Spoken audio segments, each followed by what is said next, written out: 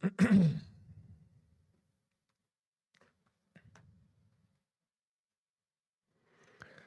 الله الرحمن الرحيم الحمد لله رب العالمين وأفضل الصلاة وأتم التسليم على سيدنا مولانا محمد وعلى آله وصحبه وسلم أجمعين. سبحانك لا علم لنا إلا ما علمتنا إنك أنت العليم الحكيم ولا حول ولا قوة إلا بالله العلي العظيم. So we'll take a few more of the Sifat of Ahlillah on page 20. And this is taken from verse 250 from Surah Al-Baqarah still. A lot of traits of the people of Allah. MashaAllah, in Surah Al-Baqarah. It's the longest chapter of the Quran. هم الذين قالوا. They are those who say, رَبَّنَا أَفْرِغْ عَلَيْنَا صَبْرًا وَثَبِّتْ أَقْدَامَنَا وَانصُرْنَا عَلَى الْقَوْمِ الْكَافِرِينَ. There are those who say, and this is one of the Quranic du'as, which are the very best du'as of all. And after the Quranic du'as, the best du'as of all, the du'as that our Prophet said, sallallahu alayhi wa sallam, Rabbana, O Lord of ours, afrig alayna sabran. Literally, pour patience upon us. وَثَبِّتْ أَقْدَامَنَا. Make our feet firm. وَانْصُرْنَا عَلَى الْقَوْمِ الْكَافِرِينَ. And give us victory over a disbelieving people. And so these are the things that we need when it comes to nasr, when it comes to victory in all of its meanings. So we need abundant patience. Here he's not just asking for patience. أَفْرِغْ عَلَيْنَا صَبْرًا. Shower us with patience. Pour patience on us. And so that there's, if you think of how beautiful this is that if you pour something on something, you're immersing it in that thing. Right? So immerse us completely in patience. And then, and based upon verse 254, هم الذين أنفقوا مما رزقهم الله من قبل يأتيهم يوما لا بيع فيه ولا خلة ولا شفاعة. They are those who give out from that which Allah provided them before a day comes to them, wherein which there's no bay'. Literally, bay' is like a transaction. But here there's no bargaining. There's no way to ransom your soul. After we die, you go to the next world, khalas. There's no opportunity after that. You can't, repent in the barzakh or on Yawm al-Qiyamah. It's too late at that point. وَلَا خُلَّةٍ. Nor is there friendship. وَلَا شَفَاعَةٍ. Nor is there intercession. So here Allah Ta'ala wants us to be aware that this is a reality that is coming. Once we die, khalas. There's no way to bargain our souls. There's no friends that are going to help us, and there's no one going to be able to intercede for us. So give out from our wealth now before this day comes. And then based upon verse 256, هُمَّ الَّذِينَ كَفَرُوا بِالطَّاغُوتِ وَآمَنُوا بِاللَّهِ. They are those who believe in taghut, which are false gods, false deities. So that thing that's believed to be a god that's not. And so when we say La ilaha, there's no God with a lowercase g. We're negating that anything deserves to be worshipped illallah, except Allah. We negate all false deities. We disbelieve in all that false gods. وَآمَنُوا بِاللَّهِ. And they are those who believe in the one true God, Allah. And then based upon verse 262, هُمَّ الَّذِينَ يُنْفِقُونَ أَمْوَالَهُمْ فِي سَبِيلِ اللَّهِ. So we find towards the end of Surah Al-Baqarah, there's a large number of verses that relate to charity, giving out, spending from your wealth. هُمَّ الَّذِينَ يُنْفِقُونَ أَمْوَالَهُمْ فِي سَبِيلِ اللَّهِ. They are those who give out from their wealth in the path of Allah. ثُمَّ لَا يُتْبِعُونَ مَا أَنْفَقُوا. Then they don't follow their charity, مَنًّا وَلَا أَذًى. So man is to remind someone of your charity. And adha is to say some form of a hurtful word. So that this nullifies the reward of the charity. If you do something good for someone and then you remind them of it, don't you realize how much money I've given you in the past? Don't you realize what I've done for you? Haven't I bought you this, this? Didn't I do this, and this?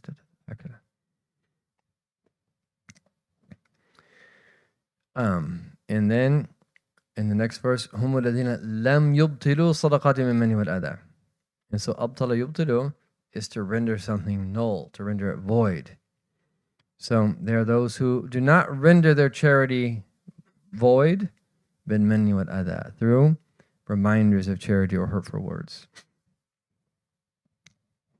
هم الذين ينفقون أموالهم ابتغاء مرضات الله. There are those who give out from their wealth, seeking the contentment of Allah. That should be our motivation. Give out our wealth, ابتغاء مرضات الله, seeking the contentment of Allah. And then verse 267, هم الذين ينفقون من طيبات ما كسبوا. They are those who give from the good of what it is that they've earned. And we've spoken about this before, but when we support a project for the sake of Allah Ta'ala, we should give out from the very best of our wealth. Not just the stuff that no one else wants or the wealth that is tainted and tarnished. Give the best of our wealth. الطيبات ما كسبوا. هم الذين أنفقوا من الخير. They are those who give out from their wealth. هم الذين ينفقون أموالهم. They are those who give out from their wealth. بالليل والنهار, at night and during the day. سرا وعلانيا, openly and privately. Not us. They just give out from their wealth in different states.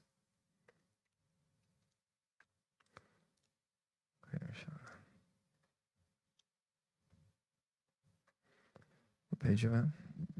Page 19. أعوذ بالله من الشيطان الرجيم بسم الله الرحمن الرحيم الحمد لله رب العالمين والصلاة والسلام على سيدنا محمد وعلى آله وصحبه وسلم. Reading Etiquette with the Quran, التبيان في آداب حملة القرآن by Imam Abu Zakaria Yahya Nawawi رحمه الله تعالى ونفعنا بعلومه في الدارين آمين. We are on page 19 of chapter 4, not disgracing knowledge. It is an emphasized etiquette that the teacher not disgrace the status of knowledge by teaching in a place associated with his student, whether the student is the caliph or a lesser person. Instead, he safeguards the knowledge from this, just as the righteous forebears Salaf did. Anhum. Their statements concerning this are well known in many. So this was the way of the early people, is that they used to emphatically state al-ilmu yu'ta wa la yati. That knowledge is come to, it doesn't come to you. In other words, they're indicating here the way that you and I have to honor this trust that we've been given in conveying it. And the examples that they give, especially with like people like rulers or people of wealth, people that have expectations because of their position, because of their resources, is that people would likely come to them. And what he's indicating here is that this is where is that the person who bears knowledge can't sell that knowledge for a cheap price. And it's very dangerous because people of status and people of wealth, when someone is knowledgeable, they tend to turn to you. And that sometimes they'll show more interest in you. And if someone starts inclining towards that, you could spoil everything. And we put everything in its proper place. And so there's many stories. He says, there are many examples of this. One of the most famous is when Harun al-Rashid sent someone to summon Imam Malik. And he wanted him to read his book with him. And then Imam Malik said to him, his famous statement is that knowledge is come to, it doesn't come to others. Right? And this is especially in relation to people of authority and this type of thing. And so this was the general principle throughout the centuries. However, in the later centuries, the principles have slightly changed because how weak the ummah has become and how few students of learning there actually are. And our teachers are of the way that while they certainly have their established institutions of learning that people come to, they also go out to the people. Because a good percentage of the people are not going to come to institutions of learning. So we have to go out to them. And that's not in conflict with this, is that we just want to be careful that we make decisions of who to teach and what programs to do and so forth based upon people who actually have the resources. Is that if we're sincere, we should go where there's a need. And we have to be very careful when we start monitoring the algorithms of the social media world and kind of see what people want and tailoring messages because, in this particular area that more people are listening. So you got to be careful.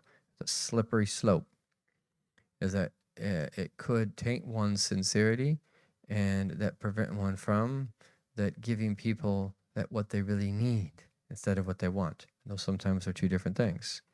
Yes, it's fine to reach out to people where they're at, but in order to take them to where they need to go, we were speaking about this earlier, this is commonly said, is it come to Islam as you are? Yes. To Islam as it is? Yes. Come to Islam as you are. To Islam as it is. But so the deen can take you to where you need to be. You don't just come to Islam as you are, to Islam as it is, so that you can just be left as you are. No, so you can be refined and transformed, and you can move up in degrees of closeness to Allah subhanahu wa ta'ala. That's the proper understanding of that. So this is his advice here. And so what we want is a balance. What we want is a balance. And certainly there might be certain situations where there's requests and so forth of people to come to you and so forth to learn. But and there might be times where you say, no, it's better that those people actually come to you in person. So that still applies in certain contexts. But it doesn't negate da'wah and going out to the people where they're at, especially people who are not frequenting the gatherings of scholars or the places of learning. Okay? Having a spacious assembly. Having a spacious assembly. The teacher's assembly should be spacious enough to accommodate his audience. The Prophet ﷺ said, "The best assemblies are the most spacious." Abu Dawud related this hadith in his Sunan at the beginning of the book of Etiquette with a rigorously authenticated chain of narrators from the narration of Abu Sa'id al-Khudri radiallahu anhu. And what he means here is that the place that the people come to learn. So the hadith in Arabic says, خَيْرُ الْمَجَالِسِ أَوْسَعُهَا.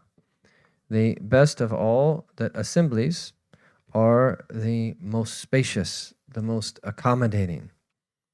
And that this is, if that's available, and if it's within the realm of possibility. And the reality is, and many times in the Muslim world, is that the places that they had to learn were actually very simple and, quite frankly, that sometimes very limited in size. But if you think about the amount of barakah that were in these places, I think of the example of the blessed city of Tarim, that many of the greatest masajid, that when you hear them speak about these masajid, that some of the greatest members of the Ummah of the Prophet ﷺ ever in the history of the Ummah frequented them. And sometimes outwardly, they're actually not that big. And that if you look at Imam Abdullah bin Ali al-Haddad and his blessed house, and Hawi, just on the outskirts of Tarim, and you see there's a particular place where it was on the steps up to his blessed house where he would sometimes sit and teach. And it can really only fit about a student or two. But look at the students that he raised, the students that frequented his gatherings and that benefited from him, a whole generation of great imams that, if you, in a sense, graduated, if you want to use that word, that learned and then carried it on to the next generation. And he's the qutb al-da'wati wal irshad. He is the pole of da'wah and spiritual guidance. And everyone after him is in his blessing. Everyone after him is in the radiance of the light of his teachings. And so sometimes that's possible, is that the places are very limited. If you look at the other arbita, which ribat is essentially like a seminary, a school that was set up to teach. Oftentimes the accommodations are very simple. So some of your teachers, like Ustad Amar Papal, ask him when he studied in Inat, the ribat of Habib Hassan bin Ismail Hamid. It was from the offspring of Sheikh Abu Bakr bin Salim. He had a beautiful ribat. It's still there today. But it's very simple. And the rooms are that very small. And that they're as spacious as they could be given their limitations during that particular time. But how many people have learned in that ribat? And in other places in Hadramaut that you see what they call zawaya, which are that essentially slightly different than the way they're thought about in the eastern part of the Muslim world or the western part of the Muslim world. Zawaya tended to be places of learning where gatherings would be held of learning and so forth. Sometimes is that they were fairly small, but there was immense barakah in them. And this doesn't negate this, is that we should try to have a spacious, that comfortable place for people to come together and learn regularly. And they want to say the health of any community is seen in how many gatherings of knowledge and gatherings of remembrance, of dhikr, are held in that community. So if you would travel throughout the United States and you come to a city, and if we're following the guidance of the ulama, you always want to ask where are the scholars of that city and visit them. Anytime you're going, even if you go for work, even if you're going for a vacation, figure out if there's any places and people that you can benefit from that place. Even if they're within an hour, hour and a half drive, go visit them. This is the way of the people of Allah. Visit them, meet them, ask them questions, benefit things from them, and so forth. Revive these great sunnahs. This is how it should be. Is that our teachers never go to a place except that they visit the local scholars, the local blessed relics and places, and special places and places of learning and so forth. This is the way that we're supposed to do it. No. So, no, hold on. The student's etiquette. All of the teacher's etiquette that we have mentioned in and of itself are the student's etiquette also. The student's etiquette includes, moreover, avoiding any concerns that preoccupy him. So everything mentioned about the teachers equally applies to the students. And now he's going to mention some specifically for the muta'allim.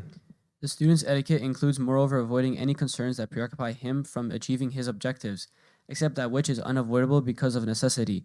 You should purify his heart from any impurity so that it is fit for receiving the Quran, memorizing it, and profiting from it. It is rigorously authenticated that the Messenger of God ﷺ said, "In the body there is a morsel. When it is sound, the whole body is sound, and when it is corrupt, the whole body is corrupt. This morsel is the heart." The one who said the following has done well in saying, "The heart is made wholesome for knowledge, just as the earth is made wholesome for cultivation."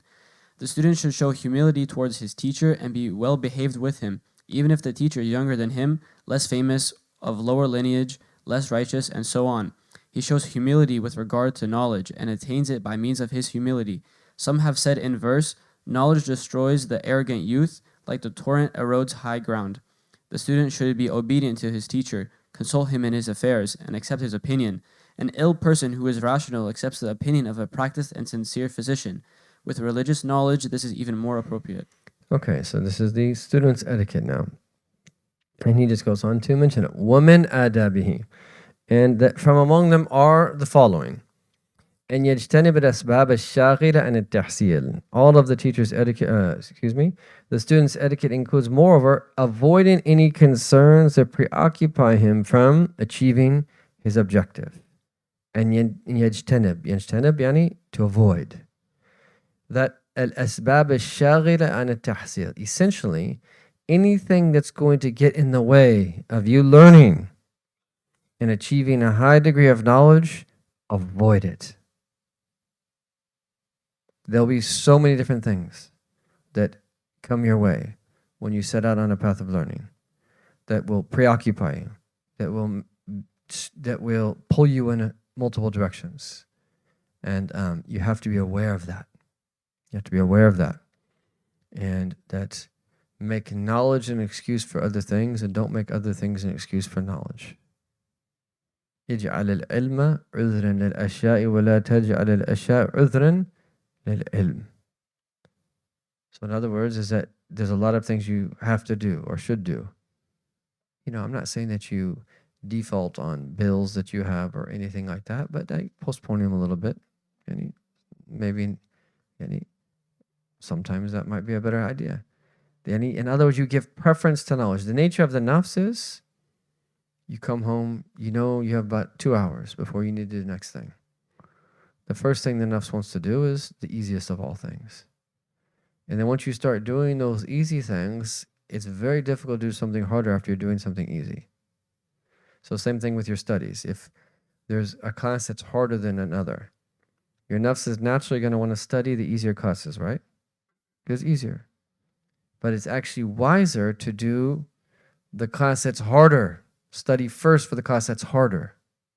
And then you're going to be able to study the class that is it. That's why they say that if there's two types of food for the student of knowledge, it's actually better to eat the lighter food that might be a little bit tastier before the heavier food that might not taste as good. Because if you save that food to the end after eating the food that tastes not as good, you're going to definitely eat the food that tastes better. So if you eat the food that tastes better, then you're going to likely limit how much you eat from the food that doesn't taste as good. You have to use these techniques and to be aware of this. Anyhow, there's a long list of things. This is not exactly what he's talking about, what I'm saying, but these are branch discussions in relation to. There's a long list of things that will preoccupy you. Try your best to free yourself up from preoccupations and learn the adab of a phone, what apps you have, your notifications, all these other types of things. How many things do we get dragged into that take us from doing what is? And some of these things actually are even good. But if you're learning, what's best is to focus on what it is that you're learning in the moment and put everything else aside. And you can learn the other things later. إِلَّا سَبَبًا لَا بُدَّ مِنْهُ لِلْحَاجَةِ. And this is his criterion here. And less except that which is unavoidable because of necessity. And then look what he says here. وَيَنْبَغِي أَنْ يُطَهِّرَ قَلْبُهُ مِنَ الْأَدْنَاسِ. He should purify his heart from any impurity. Why? لِيَصْلُحَ لِقَبُولِ الْقُرْآنِ وَحِفْظِهِ وَاسْتِثْمَارِهِ. So it is fit for receiving the Quran, memorizing it, and benefiting from it. So if you think about it, if you have a glass and there's bugs in that glass and you put water on top of the bugs, you're going to drink the bugs, right? Let's just say the glass is just really dirty and it's been sitting outside for a long time. It has dirt. You're just going to put water in it and then drink, right? Let alone if there's blood in there or something like that or something of that nature. You're just going to just drink it. And you're going to clean the glass first, put the water in, right? So that the container itself is fit for what it is that you want to drink. And the heart is the container of knowledge. So we don't want to have a heart that is dirty. You want to purify the heart, get rid of all of those impurities, so that when knowledge comes to it, then it actually does what it's supposed to do. And it adorns you and brings great beauty to you. And then he mentions the hadith, Sahih hadith of our Prophet ﷺ. It is one of the most foundational hadith of all. And this is a proof that our Prophet ﷺ indicated the centrality of the heart. In other words, we can't speak about the heart enough because everything gets back to the heart in relation to our religious practice. Ala inna fil jasadi mudgha. Indeed, that there is a morsel of flesh in the body. In the body there is a morsel that when it is sound, in salahat salahul jasad kullu, is that the entire body is sound. And when it is corrupt, إذا فسدت فسد الجسد كله. So you could say saluhat and saluha, or salahat and salaha. Both are yujuz. And fasudat and fasadat. Yujuz wajhan. Ala wahi al-qalb. Is it not the heart? And that our Prophet ﷺ, this is a hadith both in Bukhari and in Muslim. And then he mentions the words of the one who has done well in saying, وَقَدْ أَحْسَنَ الْقَالِ يُطَيَّبُ الْقَلْبُ لِلْعِلْمِ كَمَا تُطَيِّبُ الْأَرْضُ الزِّرَاعَةِ. The heart is made wholesome for knowledge just as the earth is made wholesome for cultivation. Look at that beautiful analogy. Zira'a is that planting crops. And so think about everything that transpires when you plant crops. So now is about the time. As at the farms that are around us here, you're going to start seeing getting ready. You're going to smell some pretty bad smells at some point because they put fertilizer on them. And that they're getting them ready.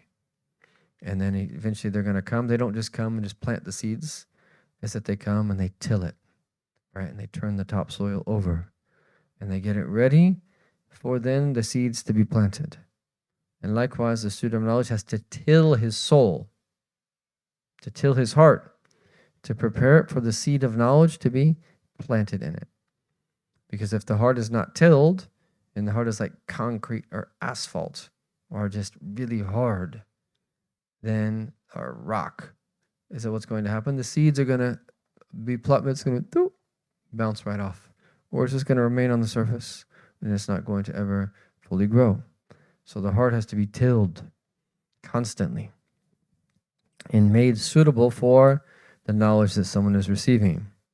And then he tells us about more etiquettes. وَيَنْبَغِي أَنْ يَتَوَاضَأْ لِمُعَلِّمِهِ وَيَتَأَدَّبْ مَعَهُ, is that students should have adab with their teachers. Now, of course, is that in general this is the case, but this is especially the case with the real teachers, the real great shuyukh. And that the situation that we have set up here, that we're like all brothers together, learning, brothers and sisters together. So at most, it's kind of a older brother to a younger brother, an older brother to a younger sister type setup.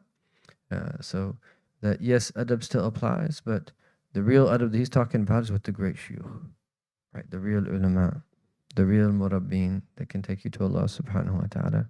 And with us, it's more of a friendly, brotherly relationship. And still we need adab, but we put everything in its proper place. So that needs to be mentioned. But humility is good for anyone that's teaching you. And adab is good for anyone that is teaching you. وَإِنْ كَانَ أَصْغَرَ مِنْهُ سِنًّا. And so if you have a teacher that's younger than you in age, is that you still have to have humility and adab with them. And it's very possible that someone just excels in knowledge at an early age and they become a teacher. And this requires humility. I remember in Mauritania, when I was very young, still trying to learn the Arabic language, is that the young Mauritanians would get a kick out of how we would pronounce certain things. When you're an Ajami, you always have a lakna and never fully pronounce Arabic right. You always, very few non-Arabs that speak the language fluently enough to where the Arab think that they're actually Arab.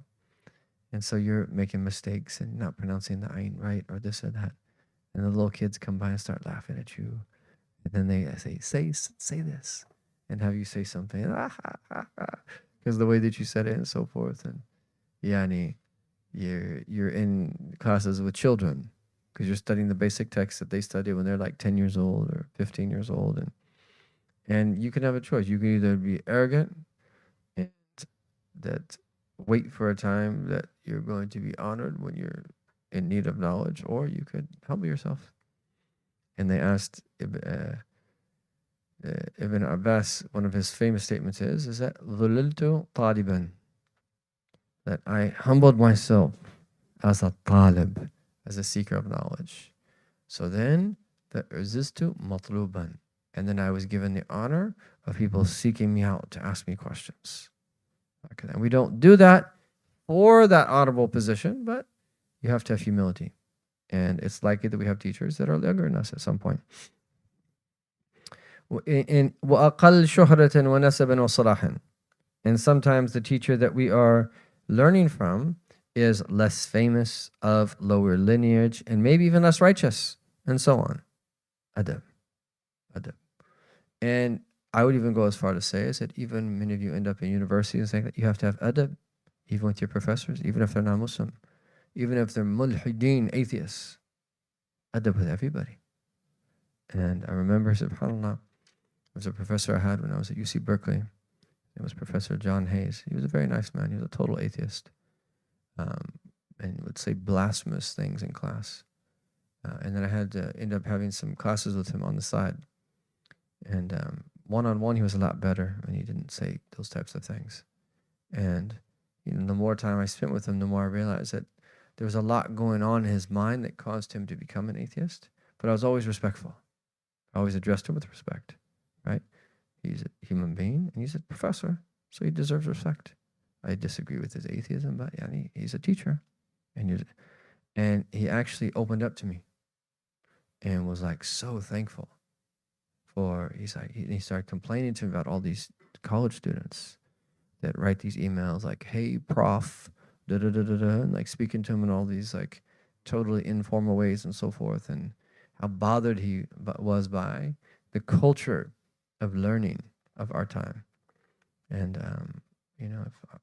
he was someone that I felt that you could have planted seeds that inshallah he would have potentially been able to believe, inshallah. Inshallah he's a believer and becomes a believer. Anyhow, that this is the way that it works. is that we have to have humility. وغير ذلك ويتواضع للعلم. And so that knowledge requires humility as well. He shows humility with regard to knowledge. So with regard to the teacher, but also with regard to knowledge. This is profound. This is profound. Right? Knowledge requires humility. Don't think that you can just jump to the most advanced book. This is ridiculous. Is that you have people who learn like a little bit of Arabic in the academy, and then they jump to one of the most advanced books and have some complicated, which is usually a convoluted theory about the way this relates to that and this type of thing. And it's just jahl, oftentimes. It's sheer ignorance and compound ignorance, in fact. Knowledge requires adab and humility. Is that you learn the basics of knowledge, and you learn the knowledge that is clear and understood, and that which is most important. And then you build on it, and you learn a little bit more, and then you add to it, and then you learn a little bit more. So knowledge itself requires knowledge. And look at this point. This is an amazing statement. Short, but it's pithy, packed with meaning.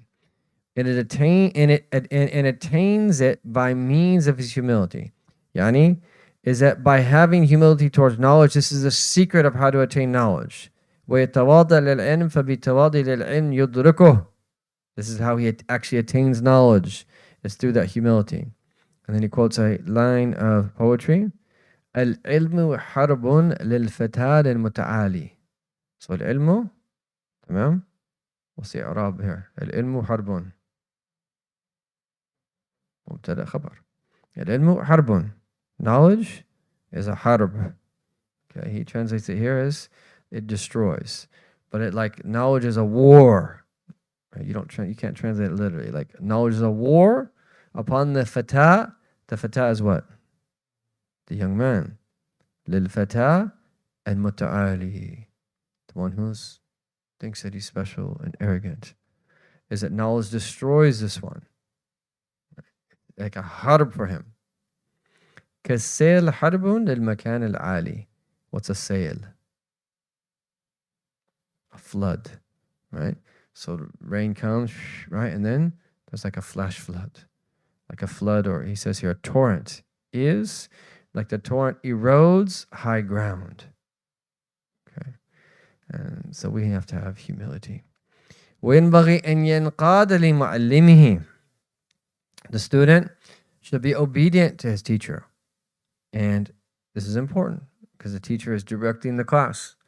And it's very tempting that sometimes, like, I think the class should be taught this way. I think the class should be taught that way. I think the teacher should do this. I think the teacher should do that. I think that خلاص أنت طالب استفيد من المعلم وخلاص. If you go to class and benefit. And if they ask you for feedback and that type of thing, giving feedback to people who can actually help change the curriculum and so forth, that's not wrong in its proper place. But in general, it's good to have a degree of obedience to the teacher. And then consult him in his affairs. It's very important to consult. You'd be surprised how many people regret decisions that they make where they have to have just done the least bit of consultation. They would have saved themselves enormous trouble at a later time. Consult. No one used to consult as much as our Prophet, even though he had the most perfect intellect. Consulting is good. And our Prophet opened up the door for us who we should consult. The kubara, the elders, the ulama, the scholars, and the hukama, and the wise. These are the types of people we should consult. Elders, family members, people that have insight, people that have experience, people of sacred knowledge, and so forth. And وَيَقْبَلْ قَوْلُهُ. But then we should be open to accepting what people say and going against what we want to do for what people tell us to do. And this is what happens with the nafs. The nafs wants something. And then all of a sudden, is that they're directed to something else. And nafs fights. No, this is what I want. And this is how I want it. Right? That's not a good trait. The nafs wants something specific. Rather, is that we have to learn to let go from what we want and from what we think is good for us, but what is arranged for us. And if we can learn that meaning, the door open up for us throughout life to benefit from many situations where the nafs, if we let it get its way, it could destroy us, even in good. So nafs needs to be refined. Right? And he gives us an example of who? Like al-marid al-aqil. Like the ill person who is rational, who is intelligent. يقبل قول الطبيب الناصح عن هذاك. It accepts the opinion of a practiced and sincere physician, someone who's skillful and knows what they're doing. If you're sick and that you're intelligent and you go to a doctor who you know that they know what they're doing and you know that they're sincere, you're going to do what they tell you to do, even if it's totally counterintuitive, even if it makes no sense to you whatsoever. Listen to them. They know what they're doing. They're an experienced, skillful physician. Right? Do what it is they tell you to do. وخلاص. وهذا أولى. No. Studying from the best. The student does not study except from someone whose competence is complete, his religiosity visible, has achieved ma'rifah, and is well known as a person free of debilitating problems.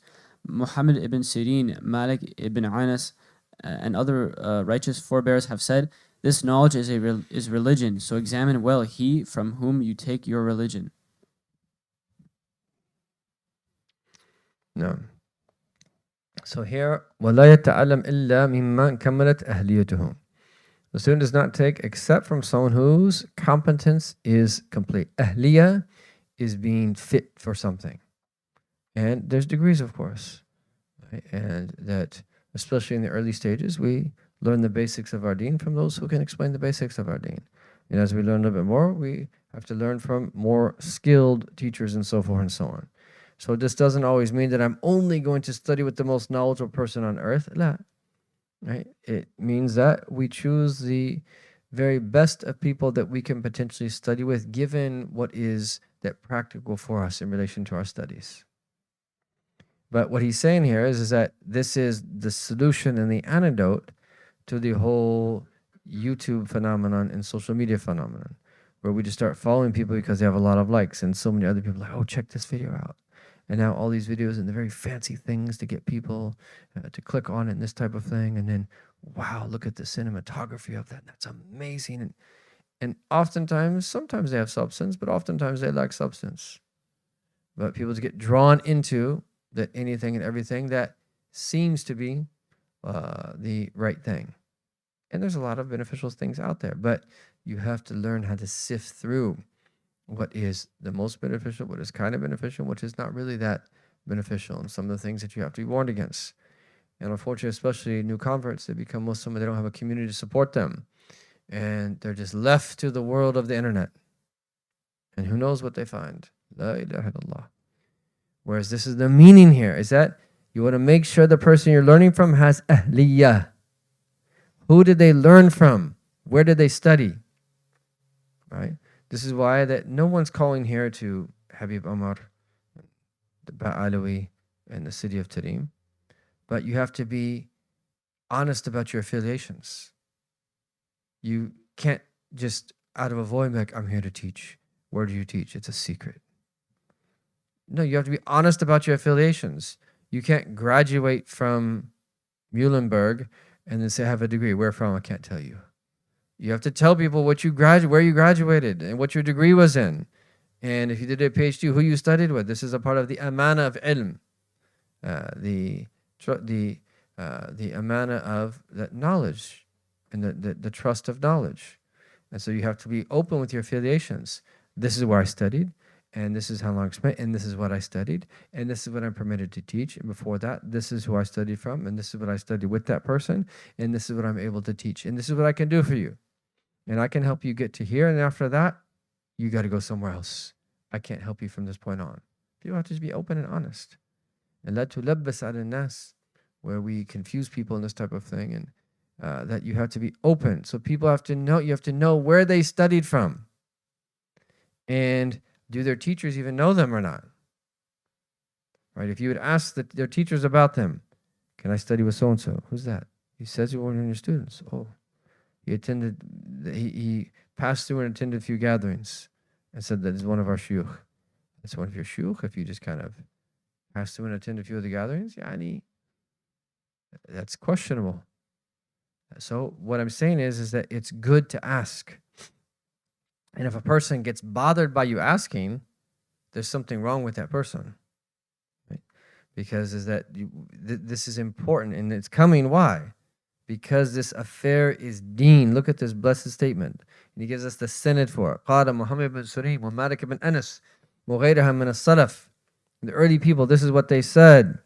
هذا العلم دين. This knowledge, sacred knowledge, the knowledge of revelation, transmitted sciences, the knowledge of aqeedah, fiqh, and tasawwuf, and the sciences of the deen. This is deen. This is religion. This is serious. This is about our eternal life. One little mistake could have huge repercussions eternally. This is no joke. This takes the utmost that respect and that seriousness to be accompanied with it. فَانْظُرُوا أَمَّنْ تَأْخُذُونَ دِينُكُمْ.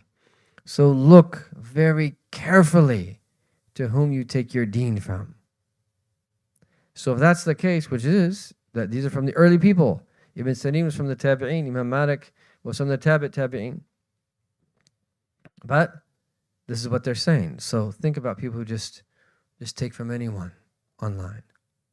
And because they got like a nice style, or they're pretty cool, or that they're flashy in terms of what it is that they speak about, or there's really nice cinematography and these types of things, you got to be careful with these things, right? And that many of our shuyukh use special effects and cinematography to get across a message. It's fine to use that if there's substance. So I don't want people to have a bad opinion of everyone who's out there. But sometimes there's a lot of flashiness, but there lacks substance. What you need to know is who is this person and who is their teachers, and who do they study with, and what are they permitted to speak about, and then take from them. وَظَهَرَتْ دِيَانَتُهُ. And you know that this is a person who is a person of deen. His religiosity is visible. We don't want to take from someone who is not a practicing Muslim. So let alone that learning our deen from non-Muslims in the academy. That's one piece of advice, is that it's a fard kifaya that some people have to go through that process of getting PhDs because we need Muslim professors. But you got to be careful. And increasing, there's more options. We can get the right training with Muslim professors to prepare you that for the hostile world of the academy, what you're going to encounter. But how many Muslims have gone astray in this process? Many. Nasallahu al-salama wal-afiyah. Right? And so there has to be deen. وَتَحَقَّقَتْ مَعْرِفَتُهُ. He translates it, says here, Ma'rifah has a note that says the experiential knowledge of Allah. I think here is that their knowledge is verified, right? They know well what it is that they're teaching. وَاشْتَهَرَتْ صِيَانَتُهُ. And is well known as a person who they're free of debilitating problems. They're people who are solid. There's no doubt about them. So these are the people that we want to learn from. We will continue on, inshallah ta'ala, respecting the teacher, bi'idhnillah ta'ala. And the likes of Ustaz Sadiq is teaching us that all of these adab right now as we speak. He's someone who has learned from one of the greatest scholars of recent times. One of the greatest scholars, one of the greatest of the arifin billah of recent times, Habib Ahmed Mashhur bin Taha al-Haddad. And he spent long periods of time with him, for him to sit in a class with a child like myself who was mutataffal al-ilm, is teaching us the humility that we have to have, the respect that we're supposed to have.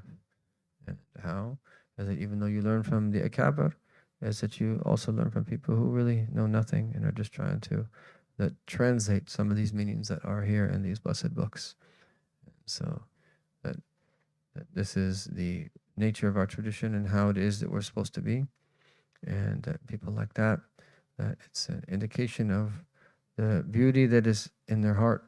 And this is how that we want to be. throughout our lives. And one of the very strange things that you find when you go to, if you ever tried, and hopefully you'll never tried with that, to have to go to conferences and things of this nature. And there's good in conferences, but one of the very strange things is that most of the time, people don't tend to attend the sessions of other speakers most of the time. There's some exceptions, but it's a really strange phenomenon. And we'll have husn al-dhan. Okay, people are busy. They have appointments outside of that. They're preparing for their talks, and there could be excuses for that. But this is not the right way. If I look at Dr. Omar Farooq Abdullah, may Allah bless him, preserve him, he'll attend every session, from the morning to the evening, except with the rare exception when he may need to go rest or something like that. Every session. When you're with him at like a retreat, not even a conference, he'll attend every session. People are 30, 40 years at the rihlas that we used to move at the rihlas together. He'll attend like every session that he can of the, and he'll bring people up and talk about the good in other people. And this is a giant of knowledge. That is how. And you notice he always has a notebook. He even developed his own script where he writes in Arabic. But it's English, but it's Arabic script. And he has his own script that he developed. And I mean, who knows if you would see his reservoir of notebooks at home, how many hundreds, if not thousands of notebooks must he have in his house? That notes that he's taken and from benefits and so forth. That's the spirit of learning. Is that these are the type of people that we should follow. And I remember one time they had invited me for our program, and there was a retreat in Indiana, and they had arranged something else for me during the talks of Sheikh Amin Khulwadi, who he was working with at that time. And Dr. Omar was really upset with me. He's like, "Where were you?" He said, "We should be sitting and learning from each other." I said, "See, they had arranged for me to do something else." And then he got upset. Like, why would they arrange for you to do something else at the time when that the Sheikh is speaking? We need to sit and learn from each other. And he's exactly right. Yeah, that is the spirit. And so that if someone reaches that point where they're taking part in a conference or they're taking part in a retreat of some sort and there's other people, try your best. And sometimes there's limitations. You have to do your own reading. You have to do your own thing at times. That's understood. But try your best to learn from as many people as you can. But we should be wary. We should be wary.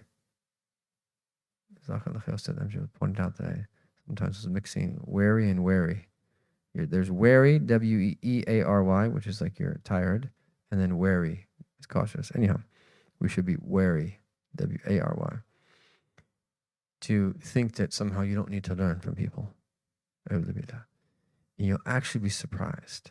Sometimes some of the greatest things that you learn are from people that are fellow students and that people that are like your colleagues and your associates. Sometimes some of the greatest things that you learn are from them. And if we open up that door, you can benefit profoundly from your fellow brothers and sisters and friends and people that are roughly at the same level in age and so forth. And we can even learn from people younger, and you'd be surprised. You'd be surprised how much you can learn from people. And that's really the spirit. And Allah Ta'ala bless us to be the way that we should be, become lifelong learners, and be people that seek beneficial knowledge, and then Allah benefits them through their knowledge. Allahumma allimna ma yanfa'una. Oh Allah, we ask you to teach us that which benefits us. Wanfa'na bima allamtana. And benefit us through what you have taught us. Wazidna ilma. And increase us in knowledge. Allahumma anfa'na bima allamtana. Allahumma allimna ma yanfa'una. Wanfa'na bima allamtana. Wazidna ilma. Ya Arhamar Rahimin. Ya Arhamar Rahimin. Ya Arhamar Rahimin. Tafadhal.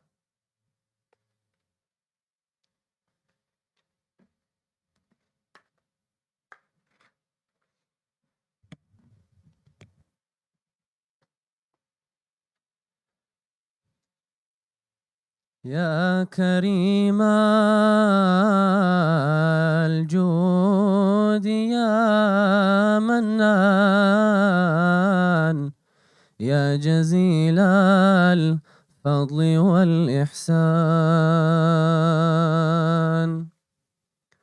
يا كريم الجود يا منان يا جزيل الفضل والإحسان أملي قلبي بالصفا والنور بابن طه أحمد المشهور ربي سهل كل ما رمناه واعطنا الخيرات والحسنى ربي واجعل وقتنا مسرور بابن طه أحمد المشهور قد توسلنا بخير الناس وابن علوي القطب والعطاس والولي ذخرنا المشهور ابن طه أحمد المشهور سيدي أحمد عظيم الشان معدن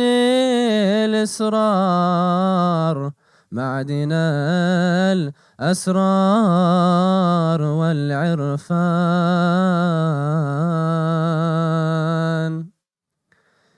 فيضه ما بيننا مدرور ابن طه أحمد المشهور كان فينا